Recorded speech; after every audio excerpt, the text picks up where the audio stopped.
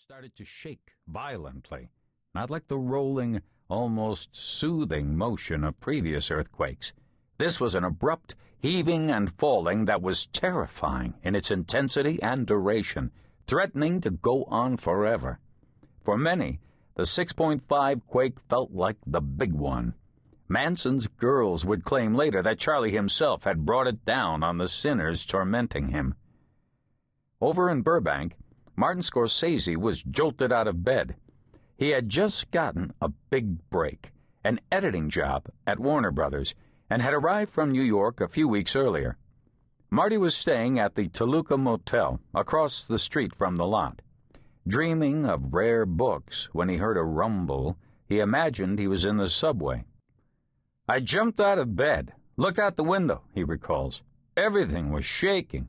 Lightning was slashing across the sky. It was the electric wires from the telephone poles falling down. It was terrifying. I thought, I gotta get out of here. By the time I pulled on my cowboy boots, got my money and the key to the motel room and made it to the door, it was over. I went to the Copper Penny, and while I was having coffee, there was a big aftershock.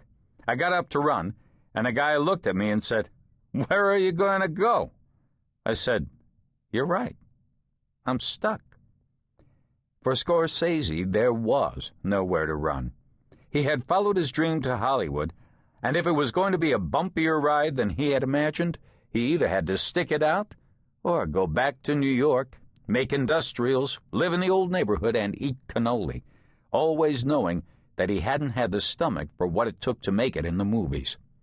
Before the dust settled, 65 souls had perished in the quake. None of the people who populate this book was among them. Their injuries would be self-inflicted. For our purposes, the earthquake of 1971 was supererogatory, unnecessary, gilding the lily, as Hollywood has always been wont to do. The real earthquake, the cultural convulsion that upended the film industry, began a decade earlier, when the tectonic plates beneath the back lots began to shift, shattering the verities of the Cold War, the universal fear of the Soviet Union, the paranoia of the Red Scare, the menace of the bomb, freeing a new generation of filmmakers frozen in the ice of 50s conformity. Then came, pell-mell, a series of premonitory shocks: the Civil Rights Movement, the Beatles, the pill, Vietnam, and drugs that combined to shake the studios badly and send the demographic wave that was the baby boom crashing down about them. Because movies are expensive and time-consuming to make, Hollywood is always the last to know, the slowest to respond, and in those years it was at least half a decade behind the other popular arts. So it was some time before the acrid odor of cannabis and tear gas wafted over the pools of Beverly Hills and the sounds of shouting reached the studio gates. But when flower power finally hit in the late 60s, it hit hard.